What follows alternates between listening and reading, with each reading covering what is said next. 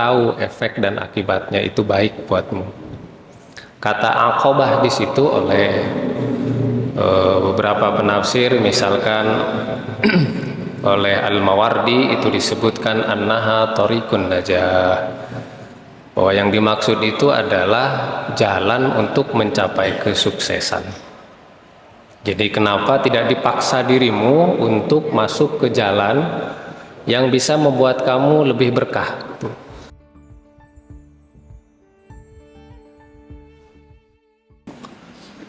Assalamualaikum warahmatullahi wabarakatuh. Bismillahirrahmanirrahim. Alhamdulillahirabbil alamin wa bi ni'matihi tatimmu shalihat. Asyhadu an la ilaha illallah wahdahu la syarikalah wa asyhadu anna Muhammadan abduhu wa rasuluh. Allahumma shalli ala Muhammad wa ala ali Muhammad. Wa bishrah li sadri wa yassir li amri wa hlul 'uqdatam min lisani yafqahu qawli.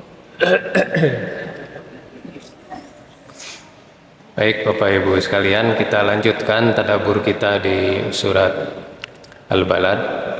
Insyaallah kita selesaikan sampai ayat terakhir di surat ini.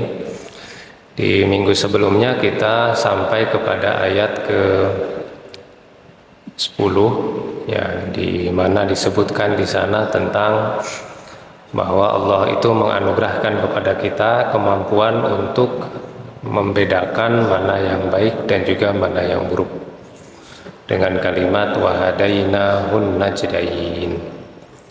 Ya, kemudian dari situ, dari ayat yang sebelumnya diceritakan tentang bagaimana beberapa orang musyrik, orang-orang kafir itu amat sangat keras penentangannya kepada Rasul, sehingga mereka dengan sukarela mau mengeluarkan harta, mengeluarkan tenaga, mengeluarkan ide dan gagasan hanya untuk menghalangi dakwah Nabi Muhammad SAW.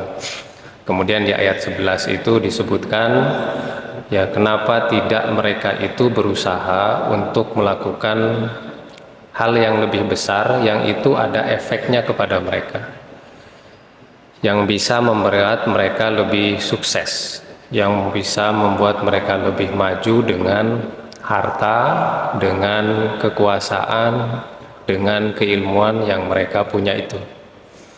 Ya, sementara Haris bin Nazor dan juga beberapa orang-orang musyrik pada masa itu, mereka menggunakan kekuasaannya, ya entah itu uang, entah itu pengetahuan, atau ya kepemimpinan mereka yang zalim untuk merendahkan dakwah Nabi Muhammad SAW.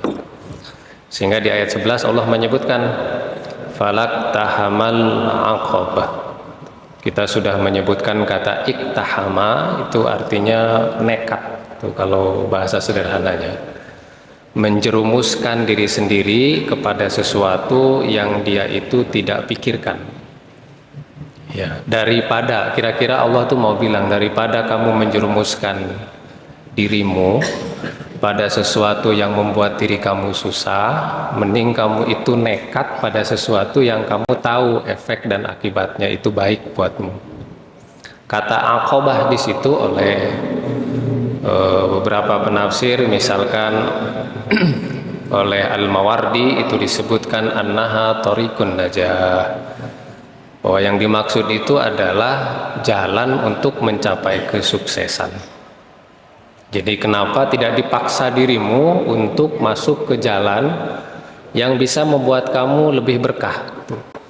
Kenapa tidak memaksakan tenagamu digunakan pada sesuatu yang bisa membuat manfaat lebih banyak kepada orang? Termasuk ilmu di situ, termasuk juga harta. Ya, atau makna lain dari aqobah itu adalah jabal, gunung, ya. Dan itu jelas nampak, dan itu sesuatu yang susah untuk dikerjakan, mestinya diarahkan ke sana. Lalu di ayatnya Allah menegaskan ya, dengan lebih rinci ya, apa sebetulnya sesuatu yang bisa membuat orang itu lulus. Falak tahamal aqobah, Kenapa kamu tidak memaksakan diri kamu kepada sesuatu yang udah jelas nampak di depan mata kamu bakal sukses, bakal dapat pahalanya, bakal dapat ganjarannya. Lalu Allah mempertanyakan di ayat ini, wa ma adraka mal aqabah, ya, tahu nggak apa itu yang bakal bikin kamu sukses itu? Nah, kira-kira gitulah. Tahu nggak itu apa jalan yang menanjak itu, ya? Jadi, makna lain dari aqabah juga jalan menanjak, dan semakin kita naik seperti ke gunung lah. Semakin dia naik, semakin kita ke atas, semakin kita itu pegel, semakin lelah, semakin capek, ya, semakin napas dah ngos-ngosan, ya, dan mungkin ada rasa tidak mau terus naik, pengennya balik ke bawah. Dan itu oleh Allah ditanyakan, tahu nggak apa yang bikin kamu capek itu? Nah, kira-kira gitulah. Tahu nggak apa yang bikin kamu berat, bikin kamu susah untuk melaksanakannya? Ya, jadi kalau ada kalimat wama adro, di situ kan ada wama adro. Itu biasanya sesuatu tersebut susah dijelaskan oleh nalar, susah dipikirin. Gitu. Sekalipun kita mikirin, nyari jawabannya, tidak bisa memuaskan nalar. Gitu. Maka tapi walaupun itu tidak bisa dijelaskan, Allah itu memberitahu. Yang dimaksud dengan wama adro itu apa? Ya, di sini kan disebutnya wama adro kamal aqabah. Setiap kata ada wama adro itu nggak bisa kita nalar, nggak bisa kita jelasin. Tapi meskipun begitu, Allah tetap memberitahu kepada kita apa itu. Beda dengan kalimat wama yudrik. Ada kalimat begitu di Al-Quran, wama yudrik la'allahu yazakka. Nah, itu tidak diberitahu oleh Allah apa itu. Sudah tidak masuk ke nalar kita, udah gitu tidak diberitahu juga apa itu yang itu bisa mensucikan diri. Kalau semisal dengan kalimat ini, misalkan di wama adraka mal hutama, nah, kan disebutkan itu kan, apa itu hutama? Kita nggak bisa bayangin sebetulnya hutama, tapi Allah nyebutin api yang menyala-nyala di ayat setelahnya. Atau di surat Al-Qadar, wama adraka ma lailatul qadar, nah, kan ada kata wama adronya. Tapi kalau kita pikirin juga susah, cuma Allah ngasih tahu jawabannya, lailatul qadri khairum min alfi syahr. Udah sampai situ saja itu diberitahunya. Ya, jika dia menyebutkan wama adro, maka apa yang hendak disampaikan itu berat. Ya, berat dalam kita mencerna lewat akal. Meskipun demikian Allah tetap memberitahu. Tapi sudah diberitahu pun akan muncul pertanyaan lain pada diri kita terkait yang disebutkan tersebut.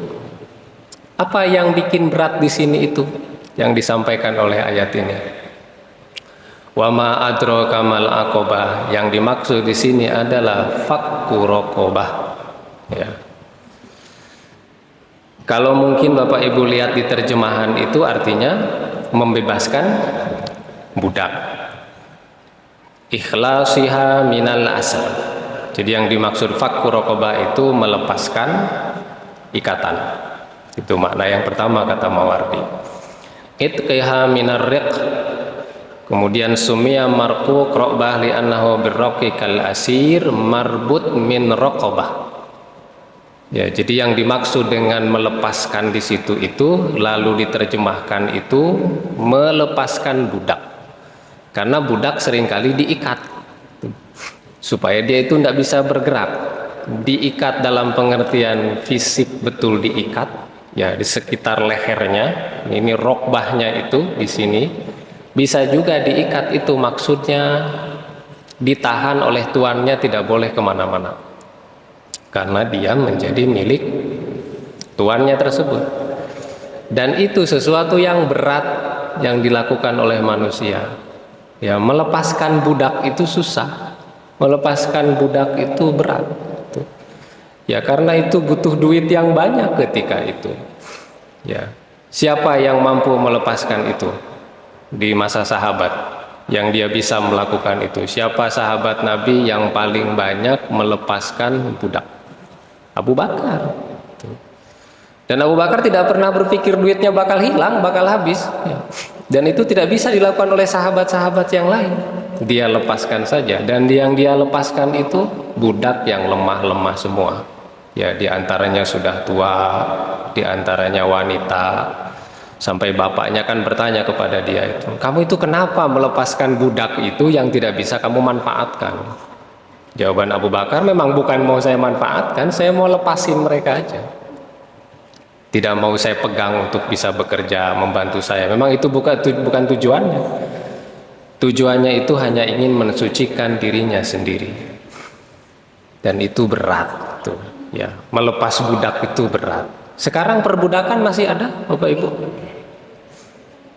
Nah, saya pernah dengar itu di BBC, ya, sekitar berapa itu, 4 tahun lalu atau 5 tahun lalu, ada satu negara di Afrika itu yang masih melegalkan perbudakan.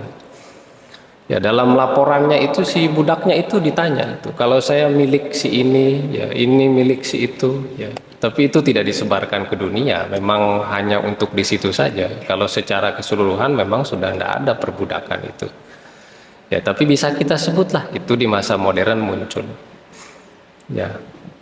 Namun karena maknanya itu adalah fakku rokobah, itu melepaskan ikatan, bisa dimaknai juga itu melepaskan segala jenis eksploitasi yang dilakukan manusia lain kepada manusia lainnya. Ya, selama yang dilakukan itu begitu, maka dia sudah melakukan fakku rokobah. Ya, dan di Indonesia yang pejuang-pejuang kemanusiaan itu banyak. Gitu. Dulu siapa yang misalkan yang dia meninggal diracun itu? Siapa Pak Eri? Munir, ya. Yang dia waktu mau ke Belanda kemudian tidak nyampe lalu meninggal. Kan dia dalam rangka melepaskan perbudakan. Tanda kutip ya, melepaskan tekanan. Melepaskan eksploitasi orang, melepaskan penindasan. Efeknya kepada dia wafat beliau. Siapa lagi yang seperti itu? Marsina, kan ya seorang buruh kan, dia juga ingin mengambil haknya, melepaskan dari penindasan, ya, melepaskan dari tekanan orang yang berkuasa, supaya ikatannya itu rokbah, lepas. Dan jalan yang dia sampai ke atas itu susah, berat. Bukti beratnya itu dia pun wafat, meninggal juga dia. Siapa lagi ya? Wartawan Udin, juga sama itu. Dalam rangka semuanya untuk melepaskan penindasan. Kolonialisme itu juga bagian dari penindasan. Ya. Sekarang bentuk-bentuk penindasan itu lewat pikiran itu banyak. Ya. Apakah dolar itu tidak menindas kita, Bapak Ibu? Menindas itu. Pemerintah menindas kita, Bapak Ibu. Saya kecil suaranya. Ya bisa saja. Ya, bentuknya sudah mulai bermacam-macam sekarang itu. Pendidikan Pak Eri menindas nggak Pak Eri? Pendidikan kampus, pendidikan sekolah harus aturannya begini dan begitu ya, sampai membuat guru, murid, dosen susah. Sistem itu dijadikan sebagai bentuk penindasan baru sekarang ini. Dan melepaskan yang kayak begitu itu fakku rokobah, jalannya itu nanjak ke atas, susah. Ada orang yang tidak mau masuk ke situ kan, tidak mau lah, nanti saya kena akibatnya, nanti saya susah sendiri, dan nanti saya dibully, nanti pekerjaan saya hilang, nanti saya bisa hilang nyawa, macam-macam. Ya. Maka Allah menyebutkannya berat kan, naik ke atas itu. Susah sekali melepaskan diri dari penindasan. Dalam bidang ekonomi juga begitu, ya. Kita beli bensin di sini kan mahal gitu, karena kita belinya sudah jadi dari orang lain. Bahan mentahnya dari kita, dikirim ke negara orang, sudah jadi, dikirim lagi ke sini, kita belinya mahal gitu. Penindasan secara ekonomi itu mau dilepaskan kayak begitu itu berat, susah gitu. Kita ini rakyat cuma bisa ngeluh saja gitu. Ngeluh ya, ngeluh sedada ya, mendoakan ya. Kadang doanya buruk. Syukur kalau doanya baik-baik ya. Ini untuk menandakan bahwa fakku rokobah itu di masa modern tuh banyak gitu. Masa lalu melepaskan budak gitu. Masa lalu lepas dari penindasan orang-orang yang merasa dirinya berkuasa, yaitu orang-orang musyrik kepada Nabi Muhammad itu. Dan Nabi Muhammad tidak mudah ketika mau hijrah itu kan. Itu fakku rokobahnya juga gede gitu. Diintimidasi, dikejar pengikutnya, dibunuh ya, dan macam-macam itu. Nah, ini satu hal yang disebutkan oleh Allah.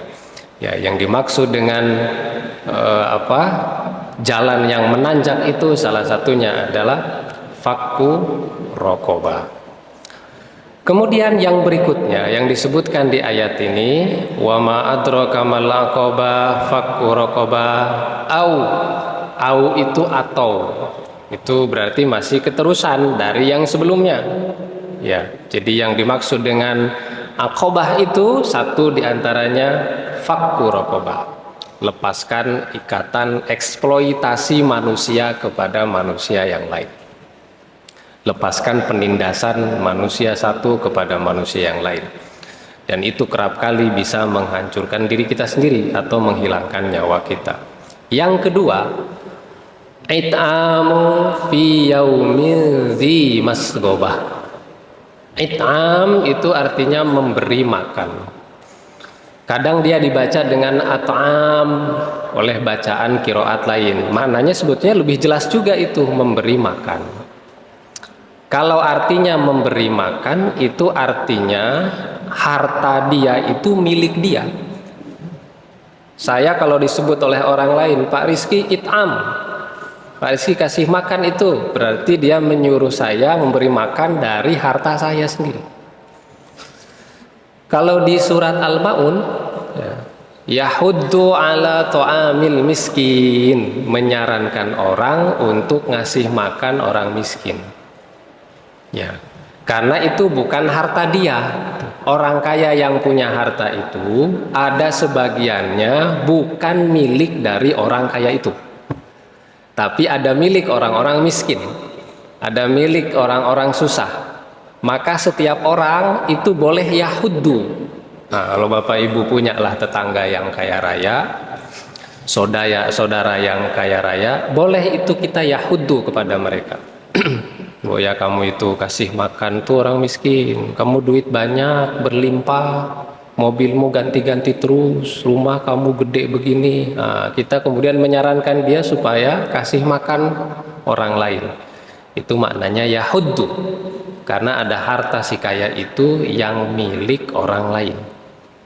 Kalau kalimat ini it'am itu jelas-jelas miliknya supaya dikasih. Kasih mereka itu, ya. Kasih makanan. Dan makanan ini tidak harus makanan yang berupa bisa dimakan, bisa juga bentuknya pakaian. Ya. Bisa juga bentuknya itu duit. Bisa juga itu bentuknya kebutuhan dia yang dia perlukan itu apa. Itu termasuk makna dari it'am. Apa yang diberikan atau kapan diberikan itu? It'amun fi yaumil dzi masghobah. Ngasih makan di hari di mana kita itu amat sangat lapar, amat sangat susah. Ini di tafsir Mawardi disebutkan apa kata masghobah itu. Ya sebentar nggih Bapak Ibu.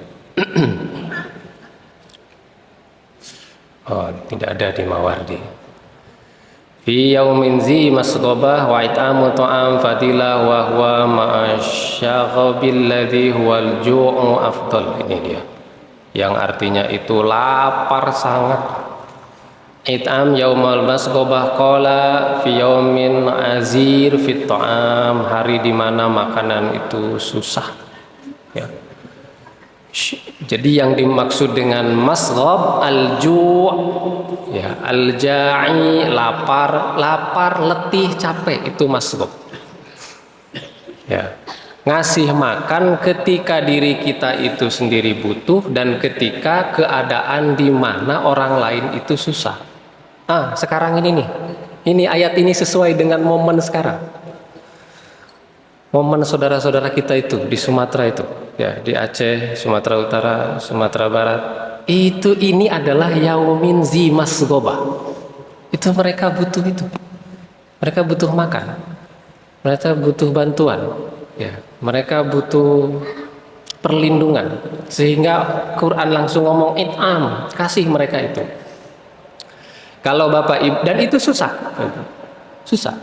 Ya, sekarang ini saja, mungkin beberapa hari lalu dari mana-mana itu WA sudah muncul donasi, WA keluarga donasi, WA kampus donasi, WA mahasiswa donasi.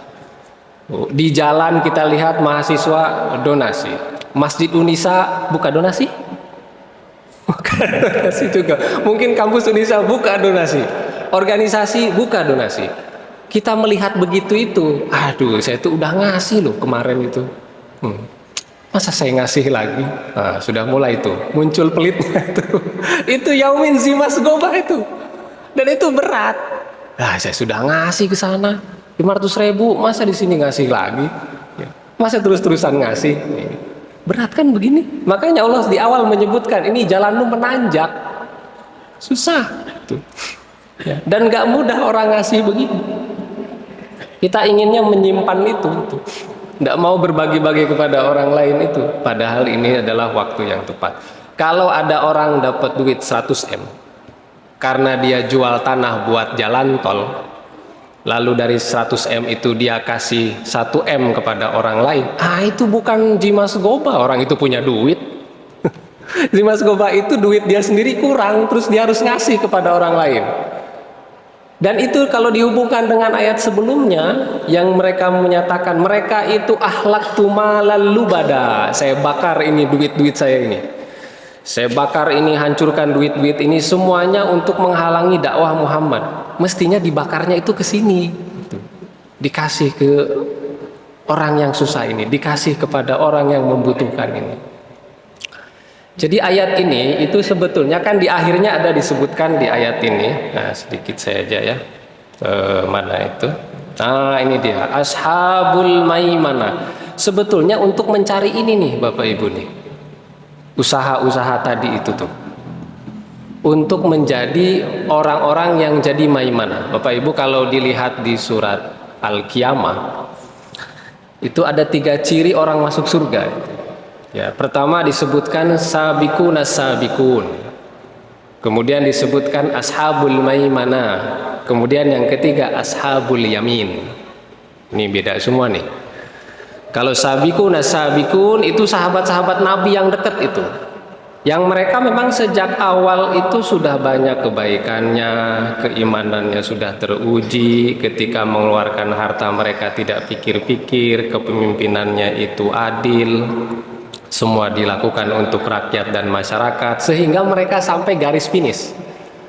Garis finishnya udah mereka tabrak. Nah, itu namanya sabiqun as-sabiqun. Ada kelompok kedua itu maimanah. Kelompok yang sebentar lagi masuk garis finish tapi nggak nyampe. Jadi kalau ditanya berapa lama lagi nyampe garis finish? Mungkin sekitar 1 meter lagi. Tapi nggak nyampe dia ke garis finish. Tapi masih disebut sebagai orang yang ahli surga. Ada yang ketiga, ashabul yamin. Ashabul yamin itu jauh nyampe ke garis finishnya. Kalau yang tadi ashabul maimanah itu tinggal 1 meter lagi. Kalau ashabul yamin mungkin 100 meter dia, jauh sekali. Bagaimana contoh konkretnya? Ya. Kalau yang as-sabiqun itu memang sejak awal orang itu udah baik, udah soleh, udah solehah, sudah benar hidupnya itu. Yang dilakukan juga benar-benar semua. Lalu akhir hidupnya juga benar, nyampe dia ke garis finish. Kalau ashabul maimanah hidupnya 60 tahun, selama 40 tahun dia berbuat dosa. Isinya dosa terus itu. Ya, isinya keburukan terus itu. Ya. Lalu 20 tahun sisanya isinya baik semua. Soleh semua, dia masuk ke dalam golongan ashabul maimanah. Ada yang lain yang ketiga itu, semua hidupnya selama 59 tahun buruk semua itu, buruk. Tapi yang 1 tahun baik. 1 tahun itu dia mengucap la ilaha illallah, dakhalal jannah dia, ashabul yamin. Sekarang kita bayangkan Bapak Ibu, kita yang mana itu? Saya ini as-sabiqun yang di depan, Atau saya ini Maimanah, atau saya ini Yamin. Kan ada orang yang berpikirnya, enggak apa-apalah saya korupsi, tak apalah saya banyak melakukan perbuatan dosa, berzina, mabok, nanti sebelum mati saya tobat. Nah, macam dia tahu bakal hidup terus-terusan dia. Pintar orang ini ya. Dia merasa hatinya akan dibukakan oleh Allah. Iya kalau dibuka, kalau terus ditutup, nah, dia tidak akan dapat rahmatnya Tuhan itu. Mestinya orang kalau melihat yang kayak begini ngambil kesempatan. Nah, saya harus merubah diri sejak sekarang. Saya harus bertobat. Bisa saja besok atau bisa saja kita turun dari tangga semaput. Kita tidak ada yang tahu. Yang paling dekat dengan kita, kata Imam Al-Ghazali, itu adalah kematian. Ya, ayat ini untuk mengukur orang itu ke arah surga itu. Ya, sehingga Allah memberikan jalan yang tidak mudah. Dan memang tidak langsung Allah beritakan kesuksesannya itu, lama diberitakannya. Apakah langsung kita berbuat baik besok dapat balasannya? Kan belum tentu juga, lama juga itu ya. Nah, itulah ujian kita ini ya. Tidak cepat, tidak langsung perbuatan baik yang kita lakukan, dan itu susah gitu. Di antara pengaruh-pengaruh sekarang ini yang ingin kalau saya berbuat baik ya saya harus pengen dapat langsung. Ya tidak bisa kalau dalam konsep Al-Quran. Kalau dalam konsep Islam tidak akan langsung dikasih. Apa keutamaan orang yang sholat subuh? Sholat 2 rakaat sebelum subuh, Bapak Ibu? Apa keutamaan? Dunia dan seisinya dikasih kan? Ya. Orang yang kaya itu orang yang sholat 2 rakaat sebelum subuh. Itu kan dijanjikan begitu tuh di dalam hadis. Dia akan dapat pahala dunia dan seisinya. Allah tidak kasih itu. Lah kita masih di dunia, dikasih dunia lain oleh Allah. Ya hancur dunia ini. Jadi semua nikmat yang kita lakukan, kebaikan apapun itu ada balasan nikmatnya. Tidak Allah kasih semuanya di dunia karena dunia ini tidak akan nampung. Tidak cukup. Nanti akan ditampung di tempat yang luasnya seluas langit dan bumi. Barulah Allah kasih. Ini dulu yang kamu lakukan, ini yang kamu kerjakan. Iqra kitabaka kafa binafsika alaika hasiba. Bacalah. Itu yang dulu kamu kerjakan tuh. Ini balasan-balasannya tuh. Ya. Fama ya'mal misqala dzarratin khairan yara wa ma ya'mal misqala dzarratin syarran yara. Nampaklah nanti. Tuh. Jadi kita semua bisa dibilang nabung-nabung aja tuh. Ya, it'am fi yaumin zi masghobah. Ya, ngasih makan di saat keadaan susah. Tuh, berat nih ya Bapak Ibu, berat. Saya juga berat kadang ya, mikir dulu itu. Ya, ini ngasih apa tidak? Karena kita selalu takut itu. Nanti duit saya kurang, tuh ya. Udah hilang ini buat makan, buat beli pulsa, bayar utang, macam-macam datang di pikiran kita ya. Apalagi yang susah. Diteruskan oleh Allah, yatiman dza maqrabah. Kasih makan bukan ketika keadaan susah, kasih makan juga kepada anak yatim. Yatim itu artinya adalah orang yang tidak ada bapaknya. Ya, bukan tidak ada ibunya, bapaknya tidak ada. Walaupun ada ulama lain menyebutkan bapak ibunya tidak ada disebutnya yatim. Ibunya tidak ada pun sama disebutnya yatim. Ya, tapi umumnya kalau bapak tidak ada disebut yatim. Ya, kenapa harus ke bapak? Karena bapak itu supportnya itu pendukung yang menyediakan kebutuhan, yang dia bisa survive, yang menyediakan rumah, ya, kebutuhan yang lainnya. Makanya dinisbahkannya ke bapak. Yatim, tapi yatim kalau dia masih belum balik. Kalau dia sudah balik tidak bisa disebut dengan yatim. Ya, kalau ke hewan yatim itu kalau ditinggalkan ibu, ya, kalau ditinggalkan induknya yang perempuan, nah itu yatim itu ya. Nah itu lihat ayam itulah. Ya, setelah lahir itu bapaknya kemana itu Bapak Ibu? Ayam jago itu pergi dia. Setelah bertelur dia siapa yang menetaskan itu? Emaknya itu. Setelah menetas yang jaga siapa? Ibunya juga. Bapaknya entah kemana itu. Pergi itu yang jago itu. Ya. Kalau ibunya hilang, mati dia disembelih. Yatim itu anak-anak ayam. Tapi tidak perlu kita kasih ya santunan. Ya, dan yang di Indonesia anak yatim itu harusnya diurus oleh negara. Itu. Ya, di undang-undangnya kan begitu kan? Ya. Diurus nggak, Bapak Ibu? Ya, Bapak Ibu tahulah jawabannya ya. Habib Rizik dulu itu pernah bercanda dia. Kata beliau itu negara ini terbalik katanya.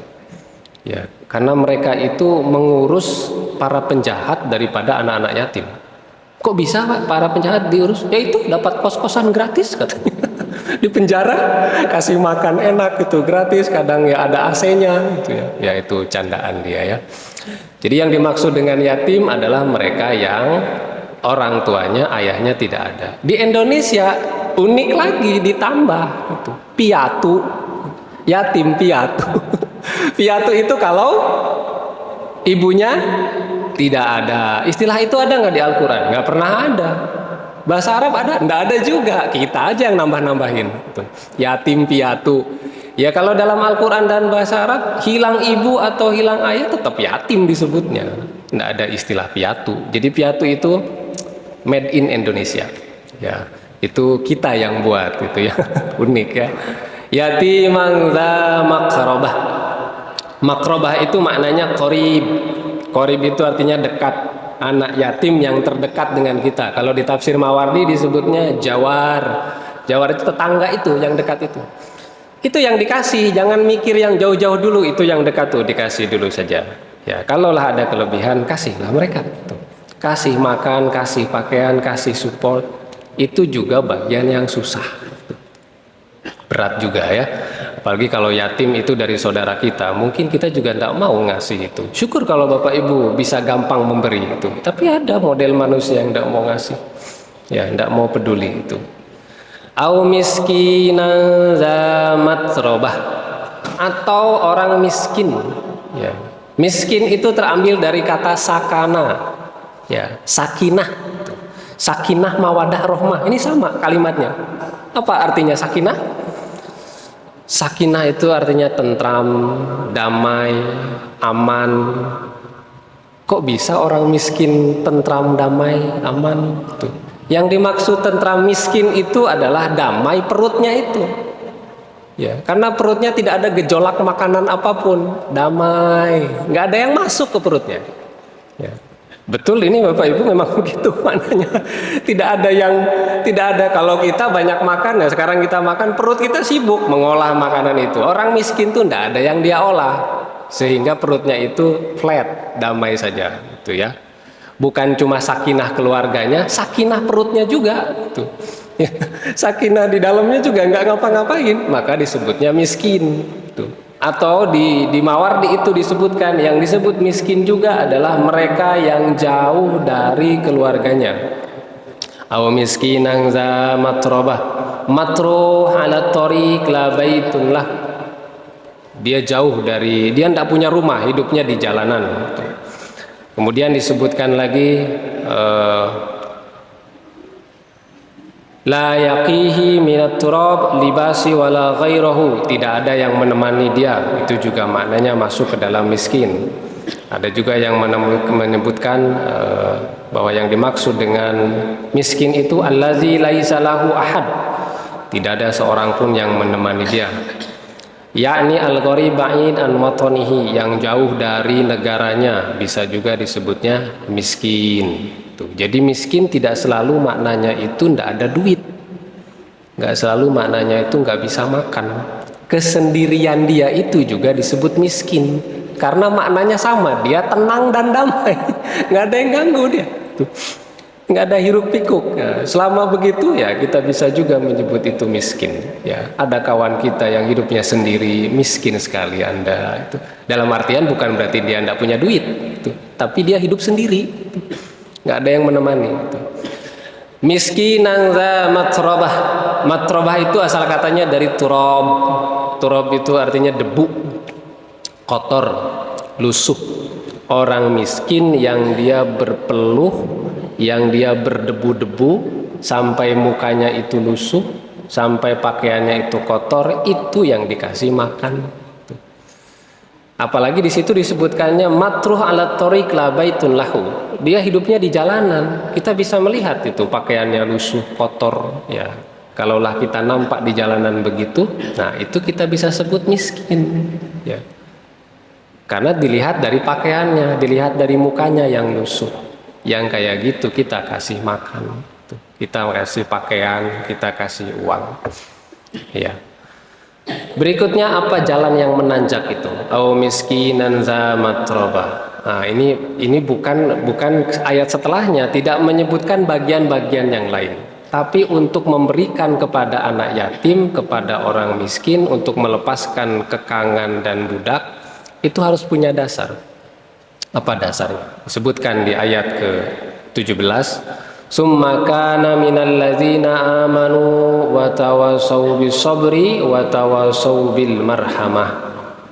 Dan kemudian di antara orang-orang beriman itu mereka senantiasa berwasiat pada kesabaran dan berwasiat kepada rahmah. Di tafsirnya Al-Qurtubi disebutkan ya bahwa yang dimaksud dengan lazina amanu yaitu orang-orang yang beriman itu adalah semua yang dikerjakan tadi di atas. Fakku rokobah, membebaskan budak, ngasih makan ke orang miskin, ngasih bantuan ketika kita masgobah susah, ngasih bantuan kepada orang anak-anak yatim, itu harus punya dasar. Dasarnya itu adalah iman. Kalau motivasinya tidak ada, menjadi tidak berguna. Jadi ketika memberi kepada orang, dasarnya itu harus ada iman. Saya melakukan ini karena panggilan iman. Itulah yang akan dicatat oleh Allah sebagai amal. Jadi orang tidak punya keimanan, yang ngasih ke orang lain hanya kemanusiaan, bagi Islam itu nggak ada artinya. Ya. Bagi Islam itu harus ada dasar-dasarnya itu karena panggilan iman itu sendiri. Di tafsirnya Al-Qurtubi disebutkan, hatta yakunu minal ladzina amanu ayasadaku fa inna syarta qabuli ta'at al-iman billah. Syarat diterimanya ketaatan itu kata Qurtubi al-iman billah, iman kepada Allah. Kita melepaskan budak tadi itu ketaatan. Kita ngasih orang miskin, ketaatan. Kita ngasih anak-anak yatim, ketaatan. Ya, kasih rezeki kita di saat susah itu ketaatan. Tapi semuanya harus punya dasar. Karena dia menyebutkan al-infaq bilal iman la yanfa. Infak tanpa ada iman la yanfa, enggak berguna, enggak ada manfaat. Maka setelah keimanan itu selalu diiringi dengan amilus solihat. Di surat Al-Asr itu salah satu contohnya. Innal insana lafi husrin illal ladzina amanu wa amilus solihat wa tawassaw bil haq wa tawassaw bis sabr. Artinya orang melakukan amal soleh, sesuatu yang manfaat, kebaikan apapun, motivasinya harus iman. Kalau iman nggak dipakai, nggak ada gunanya. Ya, jadi orang-orang yang ngasih bantuan itu, yang tidak punya keimanan, percuma di hadapan Allah. Tapi di dunia mereka sudah dikasih. Di akhirat ya jangan minta. Ya semacam bapak ibu punya pembantu. Ya. Kerjanya pembantu di rumah bapak ibu, tapi minta duitnya ke saya, bener nggak?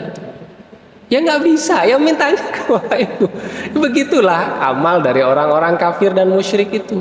Lah kamu kerja itu ke siapa? Melakukan itu motivasinya apa? Lah kok kamu minta ke saya? Ya nggak nyambung. Yang datang ke Allah itu hanya mereka yang punya keimanan saja. Melakukan kebaikan apapun dasarnya itu, dan itu yang akan diberikan oleh Allah kepada kita. Ya, di dalam tafsirnya Bintu Syati, seorang wanita ini, ibu-ibu, dia menulis tafsir di Mesir, tafsirnya itu tafsir sastra. Nah, dia mengatakan penjelasan lain dari ayat ini bahwa orang beriman itu harus ada tindakan langsung. Jangan cuma yakin, ya saya beriman, tapi dia tidak melakukan tindakan apapun. Tindakannya apa? Fakku rokobah. Apa? Ngasih makan anak yatim, ngasih makan orang miskin, kasih ketika kita sendiri dalam keadaan susah. Itu karakter dari orang-orang yang tadi itu, maimanah ya. Seperti siapa karakternya? Karakter pembebas itu, para pahlawan itu, pahlawan kita itu ashabul maimanah itu. Karena dia membebaskan orang semua itu. Ya. dalam penjajahan tersebut ya. Wa tawasau bis sabri wa tawasau bil marhamah, ya mereka senantiasa berwasiat kepada kesabaran, berwasiat juga kepada marhamah. Marhamah yang dimaksud kata Mawardi di tafsirnya adalah surga. Ya, jadi karena di surga itu banyak rahmat, banyak rahmah, agar orang itu termotivasi untuk juga mengejar surga, bukan cuma mengejar dunia. Barulah Allah menyebutkan ulaika ashabul maimanah. Nah, mereka inilah golongan kanan. Nah, itu. Jadi mereka yang melepaskan budak, ngasih makan tadi orang miskin, anak yatim, ketika dia sendiri butuh kasih ke orang, Allah menyebutkan ini mereka itu ashab maimanah. Maksudnya ashabul maimanah ahli surga. Itu. Nah, kita kan mau semua begitu gitu ya. Kalau mau ya bisa kita latih bersama-sama ini pesan dari surat Al-Balad ini. Ya, maka jangan seperti orang-orang yang setelahnya. Walladzina kafaru biayatina hum ashabul masy'amah alaihim narum mu'sadah. Jangan sampai menutup diri, tidak peduli, nggak mau tahu, dinasehati bodoh amat, dikasih nasihat Quran lewat saja. Ya, bahkan dia menentang para penasehat itu. Itu termasuk dianggap sebagai orang-orang kafir kepada tanda-tanda yang Allah berikan. Maka Allah menyebut mereka ashabul masy'amah, orang-orang yang berada di kiri. Orang di kanan itu orang yang ke surga, orang yang di kiri orang yang ke neraka. Apa kesudahannya buat mereka? Alaihim narum mu'sadah. Seharusnya tulisannya itu, seharusnya kalau pakai bahasa Arab ya, bahasa manusia. Narum mu'sadah alaihim. Tapi alaihimnya dikedepankan oleh Allah. Alaihim narum mu'sadah untuk menunjukkan kekhususan. Neraka itu tempatnya khusus buat mereka. Ya, di Mawardi disebutkan tempat ini tidak ada jendela, tidak ada pintu, tidak ada dinding. Mereka masuk ke situ dan mereka tidak akan pernah keluar lagi. Nah, inilah Bapak Ibu ayat-ayat kita. Kalau boleh saya coba ringkas ya dari ayat pertama sampai terakhir. Pertama, bahwa Allah Subhanahu wa taala di ayat ini bersumpah ya tentang kota di mana kota ini dirakukan menjadi kota yang penuh berkah dan rahmat, yaitu kota Mekah. Kemudian sekarang kota itu memiliki banyak kerahmatan di dalamnya. Tapi untuk kembali menjadi rahmat seperti itu, kota ini tuh harus memiliki kabad. Susah untuk sampai kepada seperti sekarang. Dan itu sama keadaannya seperti kita. Kita kalau ingin mencapai tempat yang tinggi juga kita akan merasakan kabad itu. Maka keluarkanlah apa yang kita punya dari ilmu, dari harta, dari tenaga untuk sesuatu yang bermanfaat dan positif. Sehingga nanti Allah akan mengganjar kita sebagai ashabul maimanah. Kita yang tidak mau mengeluarkan itu malah dikeluarkan kepada hal-hal yang negatif dan isinya kemaksiatan. Allah juga akan menyebutkan ini tempatnya ada sendiri. Disebutnya ashabul masy'amah. Kita tentu semua berharap kita menjadi bagian yang di kanan semua, bukan berada di yang kiri. Mudah-mudahan surat kita ini memberikan kita banyak manfaat, memberikan kita banyak pengajaran. Syukur-syukur bisa menambah keimanan kita semuanya. Saya kira demikian Bapak Ibu bahasan kita di surat Al-Balad. InsyaAllah kita lanjutkan lagi di surat berikutnya. Sekian, terima kasih. Wallahu a'lam bishawab. Mohon maaf atas kekurangan. Assalamualaikum warahmatullahi wabarakatuh.